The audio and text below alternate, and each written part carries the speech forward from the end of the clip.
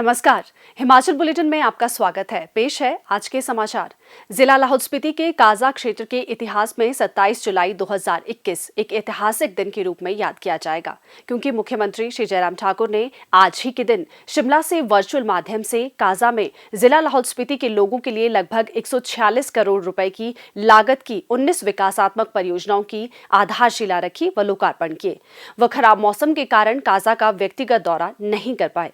मुख्यमंत्री ने 14 करोड़ 52 लाख रुपए की विकासात्मक परियोजनाओं का लोकार्पण किया। उन्होंने हूल में 48 लाख रुपए की लागत के हेलीपैड, ताबो में 74 लाख रुपए की लागत के संग्रहालय एवं पुस्तकालय, किब्बर में 80 लाख रुपए की लागत के सामुदायिक भवन, की में 1 करोड़ 86 लाख रुपए की लागत के संग्रहालय एवं पुस्तकालय, काजा में 1 करोड़ 82 लाख रुपए की उठाऊ जलापूर्ति परियोजना के संवर्धन और ग्राम पंचायत काजा में शिला नाला से 8 करोड़ 82 लाख रुपए की लागत की सूक्ष्म सिंचाई योजना काजा का लोकार्पण किया। श्री जयराम ठाकुर ने 131 करोड़ 21 लाख रुपए की परियोजनाओं की आधारशिला रखी। उन्होंने काजा में 34 करोड़ 57 लाख रुपए लागत से आइस हॉकी रिंक, काजा में 12 करोड़ 18 लाख रुपए की लागत के सामुदायिक स्वास्थ्य केंद्र के अतिरिक्त भवन, काजा में 8 करोड़ 69 लाख रुपए की लागत के हाई एल्टीट्यूड प्रशिक्षण केंद्र, मुद में पिन नदी के ऊपर टेलिंग और मुद के बीच 3 करोड़ 23 लाख रुपए की लागत के 75 मीटर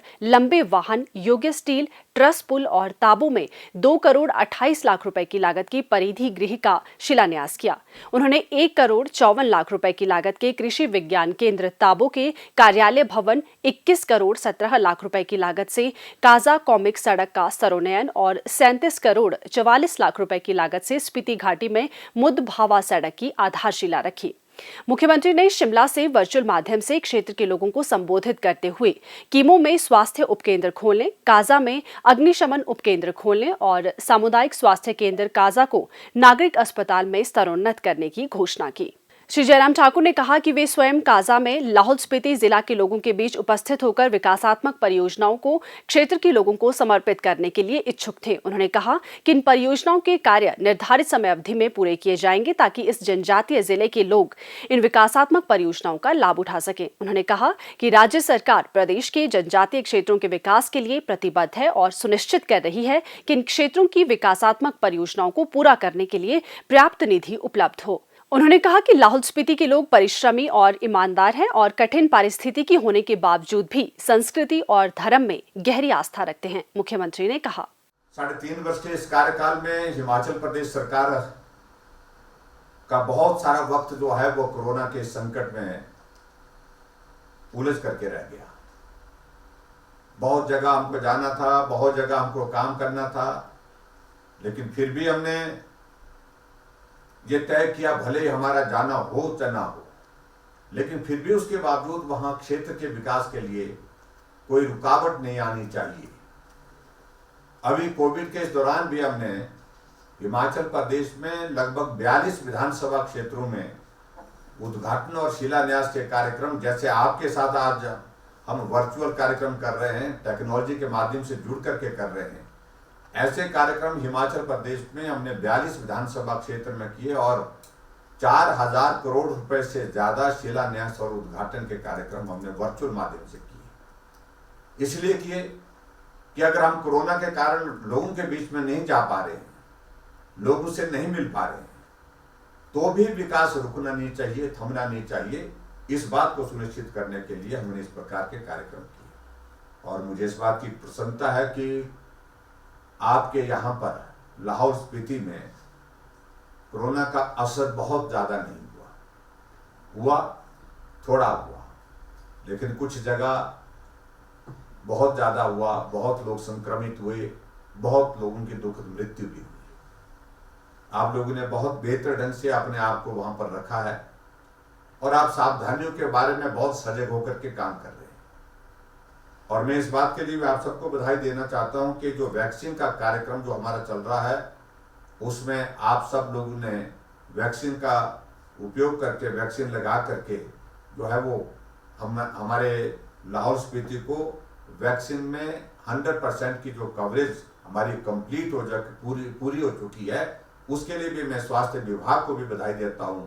आप सबका भी बहुत बहुत धन्यवाद करता हूं। इस वक्त बड़े कोविड के दौर में से गुजर रहे हैं। आर्थिक दृष्टि से पूरे देश की स्थिति, दुनिया की स्थिति और प्रदेश की स्थिति भी जो है वो थोड़ी सी कठिनाई में है, लेकिन फिर भी मैं आपके बीच में ये कहना चाहूँगा कि 450 रुपये आपको ट्रैवल अलाउंस अभी तक आपके इसमें मिलता है। इसको बढ़ा करके जो है इसमें 200 रुपये की बढ़ोतरी करेंगे, ताकि 200 रुपये के साथ जो है आपको इसका लाभ मिल सके। इसके लिए मैं आप सबको बहुत बहुत बधाई देता हूँ। 200 रुपये आपके ट्रैवल अलाउंस पे हम बढ़ोतरी करेंगे। इसी प्रकार से आगे बढ़ करके विंटर अलाउंस की बात भी कही गई है। विंटर अलाउंस जो है वो थोड़े वक्त के लिए मिलता है, पूरे साल के लिए नहीं मिलता है। और अभी तक ये विंटर अलाउंस अभी तक जो है वो 300 रुपये है। ये ट्राइबल एरिया में भी मिलता है। ट्राइबल के अलावा कुछ एक एरिया और भी है उसमें शामिल, उसके एरिया में भी मिलता है। अभी तक 300 रुपये मिलता है ये। तो इसमें बढ़ोतरी करने के लिए भी आग्रह डॉक्टर रामलाल मार्कंडा जी ने किया है। तो इसके लिए भी मैं स्वीकार करता हूं कि थोड़ी बढ़ोतरी इसमें होनी चाहिए। तो मैं 300 रुपये जो मिल रहा है उसमें 200 रुपये की और बढ़ोतरी करने की भी घोषणा करता हूं, ताकि आप सबको ये ट्राइबल के इलाके में जहां सर्दी के कारण जिंदगी बहुत कठिन हो जाती है, आपको इसका लाभ मिल सके।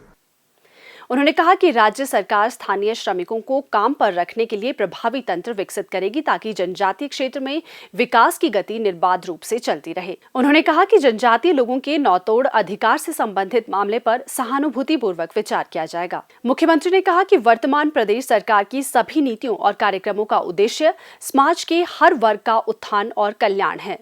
उन्होंने कहा कि गरीबों और कमजोर वर्गों पर विशेष ध्यान केंद्रित किया जा रहा है। श्री जयराम ठाकुर ने कहा कि प्रधानमंत्री श्री नरेंद्र मोदी द्वारा 3 अक्टूबर 2020 को अटल टनल सुरंग राष्ट्र को समर्पित की गई। उन्होंने कहा कि अटल टनल लाहौल स्पीति जिले की आर्थिकी को बढ़ावा देने में सहायक सिद्ध होगी।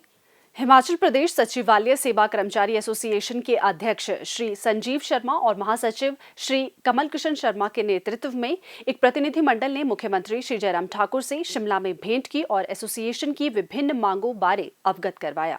इस अवसर पर मुख्यमंत्री ने प्रतिनिधिमंडल को आश्वासन दिया कि राज्य सरकार उनकी मांगों पर सहानुभूतिपूर्वक विचार करेगी। प्रदेश के मुख्यमंत्री श्री जयराम ठाकुर ने ये साबित कर दिखाया है कि यदि दृढ़ इच्छा शक्ति हो और प्रदेशवासियों का निरंतर साथ मिले तो हम बड़ी से बड़ी आपदा का सामना सफलतापूर्वक कर सकते हैं। श्री जयराम ठाकुर के समय पर लिए गए नीतिगत फैसलों से प्रदेश सरकार ने कोविड-19 से उत्पन्न हर चुनौती पर जीत हासिल की है। पेश है एक रिपोर्ट। संकल्पवान नेतृत्व, कारगर रणनीति और ईमानदार प्रयास अगर है तो सीमित संसाधनों के बाद भी बड़ी से बड़ी आपदा से भी निपटा जा सकता है। हिमाचल प्रदेश की जयराम सरकार ने यह कर दिखाया। दिल्ली में प्रधानमंत्री नरेंद्र मोदी ने मुख्यमंत्री जयराम ठाकुर को कोरोना रोधी उपायों और टीकाकरण अभियान के प्रभावी कार्यान्वयन के लिए बधाई दी। टेस्टिंग, ट्रीटमेंट और टीकाकरण हर मोर्चे पर सरकार ने कुशल प्रबंध सुनिश्चित किया। रातों रात तैयार हुए मेकशिफ्ट अस्पताल, सरकार की ओर से चलाई गई एम्बुलेंस सेवाएं, टेलीमेडिसिन के लिए घर बैठे इलाज और अब टीकाकरण के मामले में देश का अग्रणी राज्य बनना। इन्हीं के बूते हिमाचल सरकार ने किया कोरोना जैसी भीषण महामारी से सफलता से मुकाबला। संकट अभी टला नहीं है। कोरोना की तीसरी लहर की गहराती आशंका के बीच हिमाचल सरकार टीकाकरण अभियान पर जोर दे रही है। स्वास्थ्य सेवाओं का ढांचा भी मजबूत किया जा रहा है। दूर दराज के इलाकों के लोगों को भी बेहतर स्वास्थ्य सेवाएं मिल सके, इसके लिए राज्य सरकार एम्बुलेंस 108, जननी शिशु सुरक्षा कार्यक्रम 102 और जीवन धारा MMU सेवा चल रही है। ये एम्बुलेंस सेवाएं वायरस से संक्रमित हजारों लोगों का जीवन बचाने का जरिया बन रही है। हेल्थ एंड वेलनेस सेंटर्स तक ऑक्सीजन कॉन्सेंट्रेटर की सुविधा पहुंचाई जा रही है। कोरोना संक्रमण पर नियंत्रण के लिए हिमाचल सरकार की ओर से उठाए गए अनूठे कदम देश भर में मिसाल बन रहे हैं। हिमाचल सरकार खड़ी साथ, फिक्र की नहीं कोई बात। हिमाचल बुलेटिन देखने के लिए सब्सक्राइब करें YouTube channel DPR Himachal, follow करें ट्विटर @DPRHP, लाइक करें Facebook page information and public relations department Himachal Pradesh, visit करें वेबसाइट www.himachalpr.gov.in। इस अंक में इतना ही। कल फिर होगी मुलाकात, दीजिए इजाजत। नमस्कार।